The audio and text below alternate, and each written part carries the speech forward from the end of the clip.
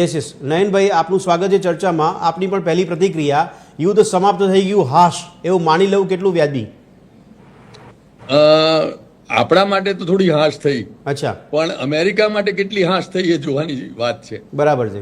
જેમ આગળ રાજેશભાઈએ કહ્યું એમ અમેરિકામાં ટ્રમ્પ ઉપર ચોક્કસ આના માછલા ધોવાઈ રહ્યા છે. હા, યસ, કે ભાઈ આ ખરેખર શેના માટે કર્યું તમે? આ પરિસ્થિતિ તો પહેલા હતી એની જ છે. જાણે હોર્મુઝની ખાડી જે છે હા, ભાઈ આપણે ખોલાઈ કાઢી, એમાં શું મોટી વાત કરી? કાકા તો ખુલ્લી જ હતી પહેલા. જી, આપણે જ આ યુદ્ધ કરીને બંધ કરાવી હતી, બિલકુલ, અને હવે ખુલ્લી થઈ એટલે આપણે જ એમ કહીએ કે ભાઈ આ તો મેં ખોલાઈ નાખી. યસ, એટલે આપણે આટલા કરોડો રૂપિયાનું અમેરિકન સરકારે આંધણ કર્યું. જી, એમને ત્યાં એમની સેનેટની ને કોંગ્રેસની પરમિશન લીધા વિના એમને 100 દિવસ સુધી યુદ્ધ કરવાની જે પ્રેસિડેન્ટની સત્તા હતી એ વાપરી. જી, એ વાપરીને બી આમાં કઈ પરિણામો મળ્યા નહીં. એટલે શરૂઆતમાં તો શું, પહેલા જે અત્યારે વર્લ્ડ કપમાં પહેલા જ બોલમાં પેલો એક ગોલ કરી દે એમ એમણે ઈરાનના પ્રેસિડેન્ટને જે પેલા એમના સુપ્રીમ જે ઓથોરિટી છે એને મારી નાખ્યા. એટલે જાણે એમ થઈ ગયું કે અમેરિકાએ આમાં વેનેઝુએલાની જેમ એક મોટો હાથ મારી દીધો. જી જી જી. પણ ઈરાને જે રીતે લાંબા યુદ્ધમાં અમેરિકાને ખેંચ્યું, એ રીતે રશિયાએ જે રીતે યુક્રેનની સામે લડી અને પોતાના જ આંગળા બાળ્યા હતા, એવી પરિસ્થિતિ થઈ ગઈ. અને બીજું એ કે બંને અમેરિકન અને ઈરાનિયન બંને લોકો જે છે એ થોડા પેલા એક ધૂરી છે. અને એમાં પાછા ઇઝરાયલના પ્રાઇમ મિનિસ્ટર મળે, એટલે ત્રણેયની ત્રિપુટી એવી છે કે આની શાંતિ જે વાતો છે ગમે ત્યારે અટકી જાય તો નવાઈ ના લાગે. એટલે ત્રણેયને એક બહાનું જ જોઈતું હોય છે, લડ કે લડનાર લાઈની જેમ. જી જી જી. એટલે આ પરિસ્થિતિમાં હું માનું છું કે હાશ કેટલી ગણવી અને કેટલી આ હાશ લાંબી ચાલશે એ જોવાની વાત થઈ. ઓકે નયનભાઈ, આપ અમારી સાથે થોડોક સમય માટે જો, એટલે આપને થોડા કાઉન્ટર સવાલ બીજા પણ પૂછી લઉં. નયનભાઈ, સવાલ એ છે કે આર્થિક વિશ્લેષક તરીકે આપ વિશ્લેષણ કરતા હશો, અમેરિકાને આટલા બધા અહેવાલો સામે આવે કે અમેરિકાને ઘણું બધું નુકસાન થયું છે. ડોનાલ્ડ ટ્રમ્પે આશા રાખી હતી કે આ તો બહુ ટૂંકા ગાળાનું ઓછા ખર્ચાળવાળું અભિયાન હશે, પણ આ મોંઘું પડ્યું છે, એ અહેવાલો પણ છે. પણ ભારતીય ઇકોનોમી પર કેવી અસર? કારણ કે યુદ્ધ શરૂ થયો ત્યારથી અસર જોવા મળી રહી છે. એટલે પેલું બે બળિયા લડે અને બાકીના આખા ગામની ખો નીકળે, એની જેમ આખા વિશ્વએ કંઈક ને કંઈક રીતે આનો મોટો ખામિયાજો ભોગવ્યો છે. બિલકુલ, આપણે લોકોએ પણ ભોગવ્યો છે, આપણને ખબર છે. જી, આપણા પ્રધાનમંત્રીએ પણ અનાઉન્સ કર્યું કે ભાઈ આપણે બધાએ આ લાંબા સમયના યુદ્ધની તૈયારી રાખી અને કોઈકને રીતે કરકસર કરવાની છે, પરદેશ નથી જવાનું.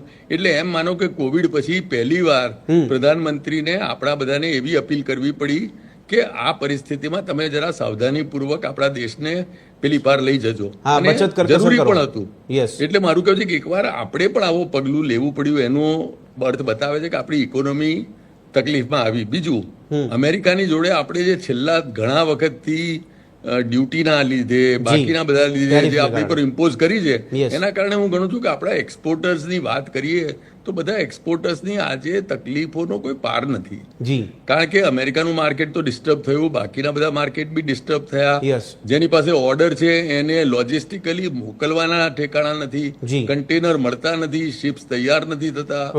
હોર્મુઝની ખાડી તો ઠીક છે, પણ તમારી પાસે ઓર્ડર હોય તો આજે મોકલવાના જે સાધનો છે એ જતા રહ્યા છે. હું ને તમે આપણે ઓલમોસ્ટ એવી જગ્યાએ હતા કે જ્યાં આપણે નક્કી કરવું પડે કે ભાઈ હવે આપણે ગાડીની જગ્યાએ કોઈ બીજી વ્યવસ્થા કરીએ, પબ્લિક ટ્રાન્સપોર્ટમાં જઈએ. આમ તો આ બધી વાતો એવી હતી કે જે આપણા માટે સારી જ હતી. આપણે થોડું ચાલીશું તો સ્વાસ્થ્ય માટે સારું જ રહેવાનું છે, અને આપણે જો પરદેશ નહીં જઈએ તો કઈ એમાં ખોટું થવાનું નથી. અને આપણે મેરેજીસમાં થોડી કરકસર વાપરીએ તો આપણે દેખાદેખીમાં આજે મેરેજમાં બધા લોકો જો 20-25-50% વધારે ખર્ચો કરતા હોય તો સાદાઈપૂર્વક મેરેજીસ. એટલે આ બધી વાત એવી હતી કે આપણે એક આફતને કેવી રીતે અવસરમાં કન્વર્ટ કરી એ જોવાની હતી. એના કારણે આપણે લોકોએ આપણી જીવનશૈલી થોડી બદલી કે આપણે ઇલેક્ટ્રિક ગાડીઓ તરફ વળીએ, આપણે પેટ્રોલમાં ઇથેનોલ નાખીએ.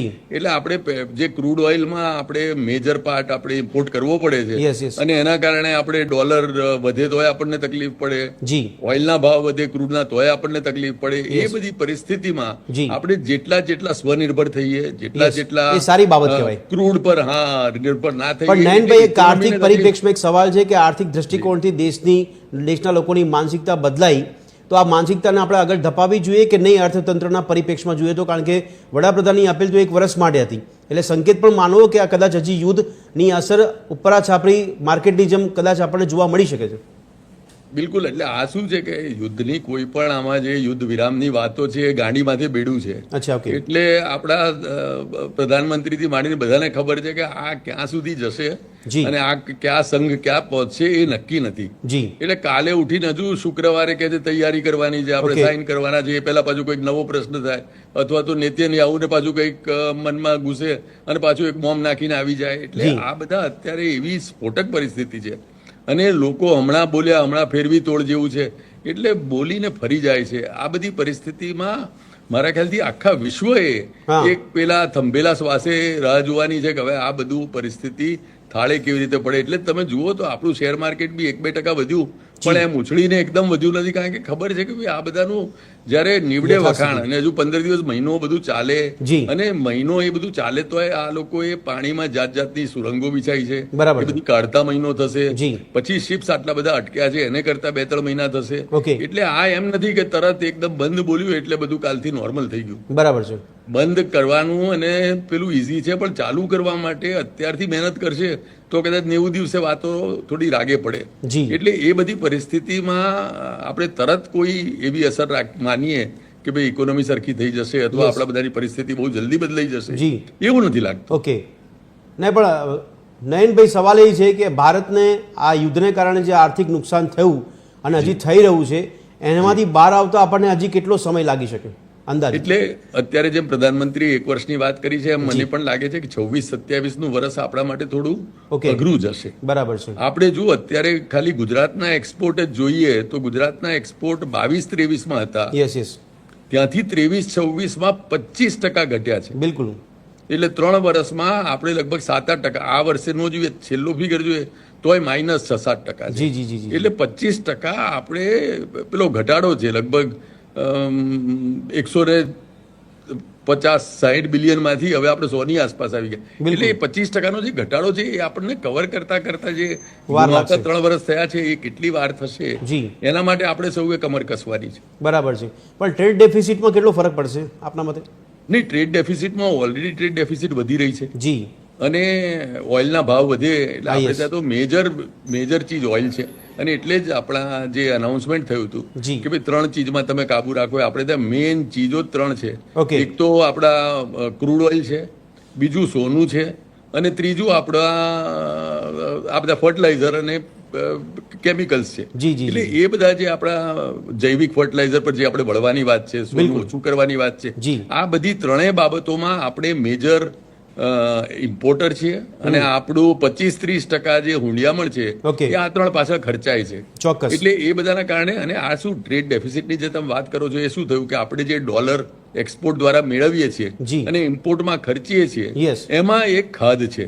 બિલકુલ. એટલે હવે તમે ને હું જો આપણું ઘર એ રીતે ચલાવતા હોઈએ કે 100 રૂપિયાની આવક અને 150 રૂપિયાનો ખર્ચો, 130 રૂપિયાનો ખર્ચો, તો ડોલરમાં આપણો એ હિસાબ છે. બરાબર છે. એટલે આપણે એ કેસમાં મારા હિસાબે અત્યારે ઓકે. આપણા ચેનલ થ્રુ જે બધા આપણા નોન રેસિડેન્ટ ઇન્ડિયન છે જી. એ લોકોને બધાને અપીલ કરવાની જરૂર છે કે અત્યારે તમે ફોરેન એક્સચેન્જ જેટલું બને એટલું અહીંયા મોકલો, ઓકે. કારણ કે પરિસ્થિતિ ગંભીર છે. Yes, હજુ કેટલું ફોરેન એક્સચેન્જ બાકીનું ચાલે એ Okay. બધું ખબર નથી. ક્રૂડ ને બધું ઇમ્પોર્ટ કરવું પડશે. બરાબર છે. મને એમ લાગે છે કે પ્રધાનમંત્રીએ હવે ફરી નેક્સ્ટ અપીલ અત્યારે જે દેશોમાં જાય છે જી. ત્યાં એમણે કરવાની છે કે આ દેશ હાકલ કરે છે તમને કે તમારો જે ફોરેન એક્સચેન્જ છે, અને હું જ્યારે બહારના ફોરેન એક્સચેન્જ રેમિટ કરવા વાળા લોકો જો વાત કરું છું ત્યારે એ લોકો એમના જે પ્રેક્ટિકલ ડિફિકલ્ટી, ટેક્સેશન, બીજા બધાની વાત કરે છે. મારા ખ્યાલથી એ સરળીકરણ કરીશું તો અત્યારે આપણે જે ફોરેન એક્સચેન્જ ડેફિસિટ કરંટ એકાઉન્ટમાં થાય છે જી. એ આપણને કોઈક રીતે ફોરેન એક્સચેન્જ આ બધા મોકલે અને આપણા જે FII અત્યારે જઈ રહ્યા છે એ કોઈક રીતે આપણે પાછા આવે બરાબર. અને એ પ્રમાણેની આપણે ટેક્સેશનમાં એવી એમને પ્રોવાઈડ કરીએ કે 1 વર્ષ રાખશો જી. તો એમને ટેક્સેશનમાં થોડી રાહત ઓકે. આપીશું. એ બધા પણ મેજર લેવાની અત્યારે જરૂર છે. ઓકે. અને મારા ખ્યાલથી તમારી ચેનલ દ્વારા આ વાત હું લાગતા વળગતાઓને કે ચોક્કસ પહોંચી છે એમની સાથે. પહોંચાડવા માંગુ છું Yes, yes. કે જેથી આ ચીજો પણ થાય. ઓકે. પણ નયનભાઈ આપની પાસે અમને સમય થોડો ઓછો આપો છો એટલે છેલ્લો સવાલ પછી ચર્ચા અન્ય મહાનુભાવ સાથે આગળ હું વધારીશ.